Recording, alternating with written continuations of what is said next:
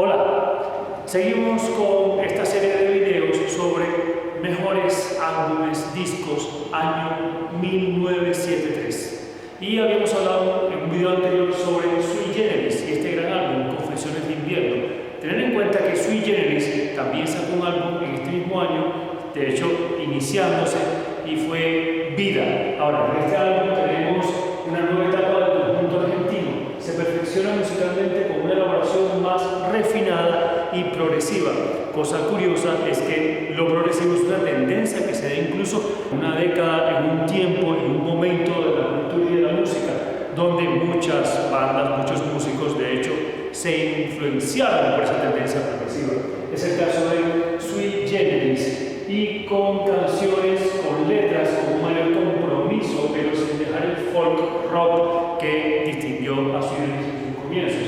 Aquí Charly García incursiona en nuevos estilos, como por ejemplo el tango, en Cuando ya me empieza a quedar solo, preciosa canción, y el rock and roll en Mr. Jones, y empieza a mostrar las dos de su idea original de banda de rock progresivo, estilo Vanilla Fudge, con un hada y un cisne, y también tribulaciones, lamento en el caso de un tonto del imaginario. Nos recordemos después todo lo que pasa posteriormente, por supuesto, con Serú Girán y La Máquina de Hacer Pájaros. Qué gran disco también de este año, Elton John, Goodbye Yellow Brick Road. Oigan, por favor, escuchar este disco. Además, vendió más de 30 millones de copias en todo el mundo y es considerado la obra más importante del músico.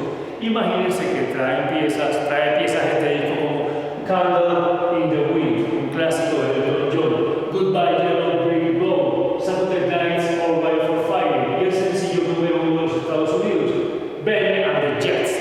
Benny and the Jets, qué gran canción. Fue grabada en el estudio de Enregistrement con Michel Mann. Fue grabado en el estudio con Michel Mann. Y este estudio se ubicaba en el castillo de Hérouville, en Francia.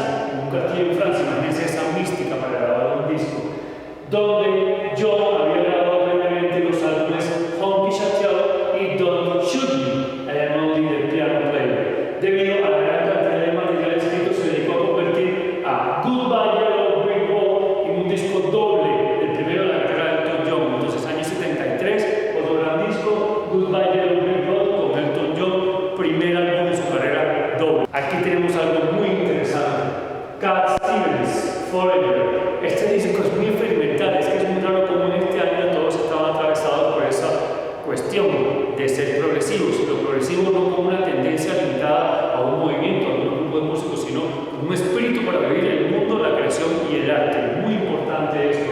Y saca Cat Stevens este álbum, que además prácticamente es un álbum conceptual que se basa en su propia experiencia como extranjero, como migrante. Yo como migrante me identifico mucho con este álbum. Tengamos en cuenta también las influencias que en la época implicaron a alguien como Albert Camus con su libro El extranjero. Acá tenemos entonces que incluye las canciones 100 I Dream y una suite muy progresiva, por cierto, experimental, que es justamente Foreigner Suite, una canción que dura 18 minutos. Vean cómo en esta época se influencian los artistas, los músicos, las bandas, las artistas y demás por la cuestión progresiva, y quienes incluso no tienen eso, digámoslo así, en la generalidad de su trabajo artístico, hasta ellos también desarrollaron piezas de larga duración.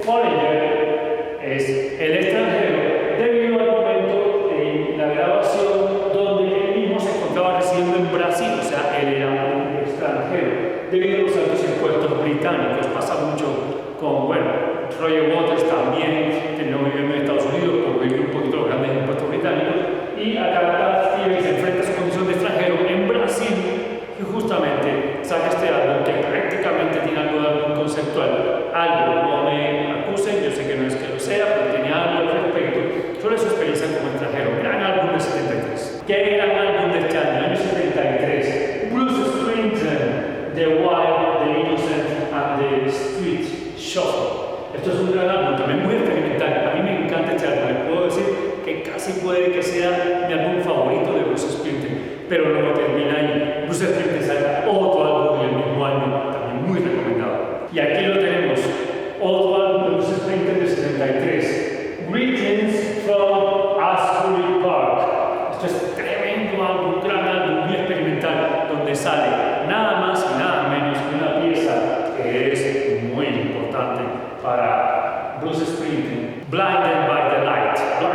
the Light, que además es una pieza que después es retomada por una banda, nada más y nada menos que por Manfred Mann's Earth Band, en un álbum tan bueno como The Rolling Silence. Creo que por acá se lo voy a mostrar.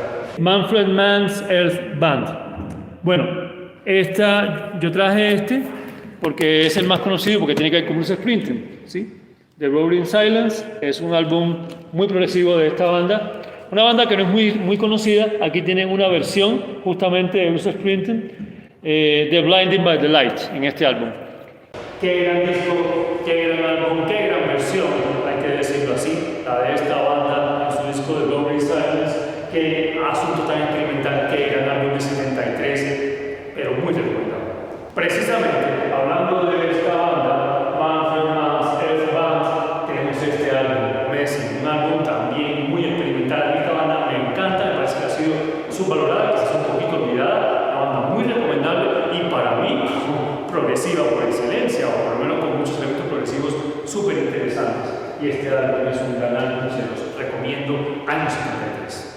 Pero por si fuera poco, esta banda saca un segundo álbum en el mismo año 73, Solar Fire, y esta gran banda hace este álbum que además es también muy experimental, es muy interesante y va muy con todo lo que ocurre en esta época, en esa madurez que fue el 73. Súper recomendado también, una pieza más, una obra de arte de este año. Y aquí hay una banda que a mí me fascina, Spooky Tooth, con este álbum, You Broke My Heart. So, you broke my heart, so I busted you. Chao. Este álbum de 73, esta banda, yo también creo que no ha sido lo suficientemente valorada, una banda muy experimental, muy interesante en términos musicales también, con unos logros incluso experimentales muy propios también de la época y con álbumes muy interesantes, ¿sí? Muy interesantes.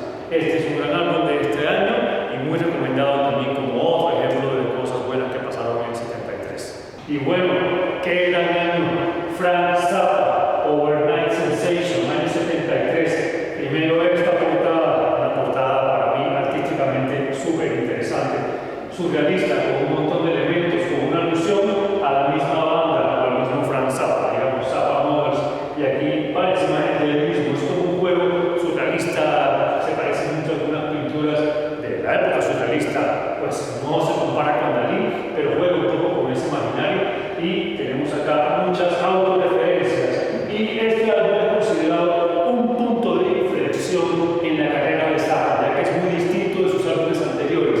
Este realmente es más accesible, pues es un poco, sí, experimental, denso y a veces difícil en su lenguaje.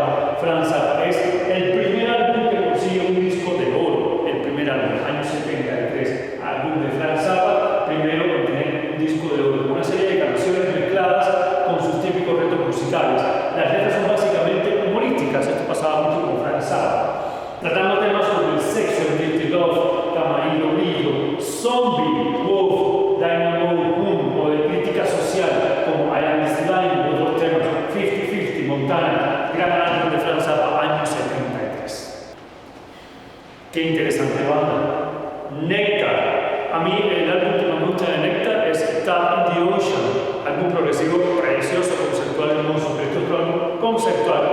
Remember the Future, año 73. La verdad, lo mismo, no sé qué tan conocido, pero muy recomendado. Miren esta imagen que bonita de portada. Si no lo conocían, por favor, Nectar, año 73, Remember the Future. También con esta cuestión conceptual progresiva, muy propia de esta banda, que además da cuenta de la presencia también de Europa en el rock progresivo. ¿Qué álbum tan de la época? Aquí está la música concreta, está también todo lo que pasó después con Pink Floyd, están las experimentaciones que vienen de lo que hablamos en un video anterior, John Cage, lo que se rompió desde el principio del siglo, en el año 40, sobre todo con la música concreta, insisto, y con todas las experimentaciones, sonido y música, objetos. In a Glass House, así se llama este álbum de Gentle Giant, gran banda progresiva, experimental y conceptual. Y se basa en esta frase: Those who live in glass houses shouldn't throw stones. Traducción: aquellos que viven en casas de vidrio no deberían lanzar piedras. Esto tiene muchos sentidos en términos personales, familiares, sociales, políticos, en fin. Este álbum Gentle Giant, estamos hablando de la banda que se hace llamar El Gigante Gentil o El Gentil Gigante. Yo lo que traje como referencia fue este disco, que es el disco debut del año 70 precisamente. Y este disco es un disco conceptual, edición japonesa. Cuando ustedes vean un disco, sea CD o vinilo que tiene esta banda, esto es edición japonesa, que están dadas como las mejores ediciones en términos sonidos, ¿no? Y ellos salen con este álbum a partir de una historia de un personaje que estaba basado en un hecho real, alguien que era muy grande, un gigante, pero que era muy noble. Entonces sacan este álbum como álbum, digamos, conceptual y lo empiezan a trabajar en términos de la historia. Y ahí nace la banda. Pero esto se basa en la casa de vidrio, se basa en una frase que es aquellos que viven en una casa de vidrio no deberían lanzar piedras. Esa es la frase de la que nace este disco. Es un álbum conceptual y empieza también ¿con qué? Con sonidos. Casi todos los álbumes de la época 73 comienzan con sonidos. ¿Sonidos de qué? De cristales que se quiebran. Entonces empiezan a romper cristales, a grabarlos, música concreta y ya sacan la pieza. Muy parecido, de hecho, a mí me recuerda mucho a Money. Varias piezas me recuerdan mucho a Money, ¿no? No son imitaciones, son influencias de la misma época, ¿vale? Entonces, un álbum conceptual extrañísimo, con sonidos, con elementos concretos, que tiene que ver con esta frase de quienes viven en una casa de vidrio no deberían lanzar piedras, pilas. Súper experimental, gran banda, Gentle Giant, y como se van a dar cuenta aquí, como decíamos en un video anterior, esto no es un tema solo de la música, es un tema de todo el concepto que surge, que viene heredado del cambio de siglo, que se solidifica aquí con respecto a la música concreta, la música experimental, el sonido y lo conceptual. Gentle Giant en el Glass House, año 73, recomendado. Y aquí requerimos hacer una gran reverencia.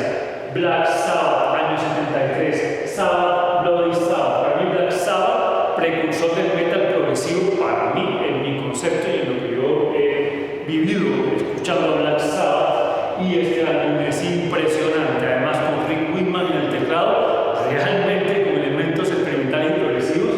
Este álbum, Sabbath, Bloody Sabbath, tiene, curiosamente, como detonante el demacrado estado en el que algunos integrantes de la banda Black Sabbath se encontraban por el consumo excesivo de drogas y sustancias psicotrópicas. La situación llegó a tal punto que Tony Iommi, guitarrista y compositor, gran guitarrista, era incapaz de componer una sola nota nueva, ni un solo riff le salía en el estado en el que se encontraba. Para remediar esta situación, o por lo menos equilibrarla o buscar un alivio, el grupo entero decide encerrarse en un castillo en Gales, en el Reino Unido, para buscar así inspiración. De esta manera, y como fruto de esas sesiones, nacieron los temas de Sabbath, Bloody Sabbath. Este es un álbum con influencia de la psicodelia, elementos progresivos, rock fuerte, momentos incluso suaves en algunos riffs, momentos incluso extraños, digamos esquizoides,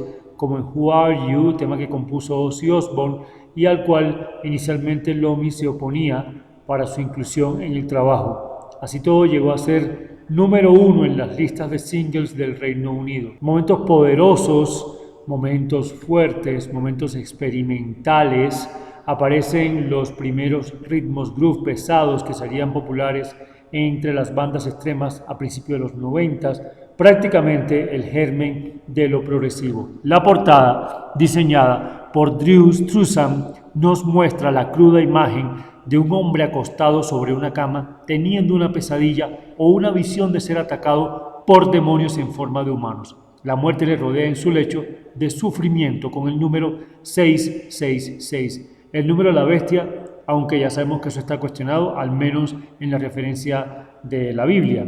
Pero ahí está, grabado de fondo. Sin duda, uno de los álbumes más completos. Participó aquí Rick Wakeman, por supuesto de la banda Yes en los teclados.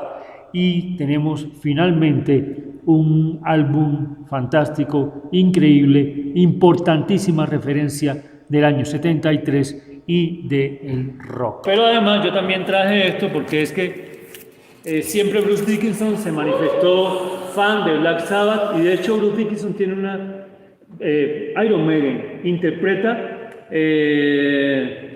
la pieza Sabbath Bloody Sabbath en un concierto y hay que escuchar a Bruce Dickinson cantando una canción de Black Sabbath en los 90s, ¿sí?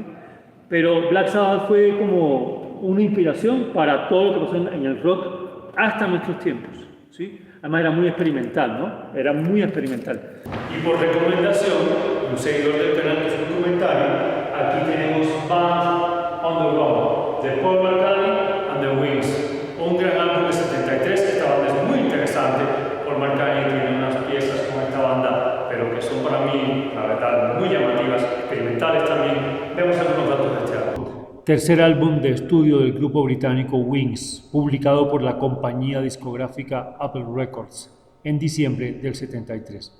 El álbum, el quinto de Paul McCartney después de la separación de The Beatles, se convirtió en uno de los trabajos más exitosos del músico en solitario. Alcanzó el primer puesto de las listas de éxitos en países como Estados Unidos, Inglaterra, Australia, Nueva Zelanda, España, Noruega y ayudó a revitalizar la carrera de McCartney bajo la formación de Wings. Fue también un éxito de crítica y definido, por ejemplo, por Jon Landau, quien fue editor de la revista musical Rolling Stone, como posiblemente el mejor disco publicado por cualquiera de los 4 músicos que una vez se llamaron The Beatles, con la posible excepción de John Lennon con Plastic Ono Band. Pero miren esto qué importante, lo importante de este disco. La revista Q situó a Band on the Run en el puesto 75 de la lista de los 100 mejores álbumes británicos de todos los tiempos.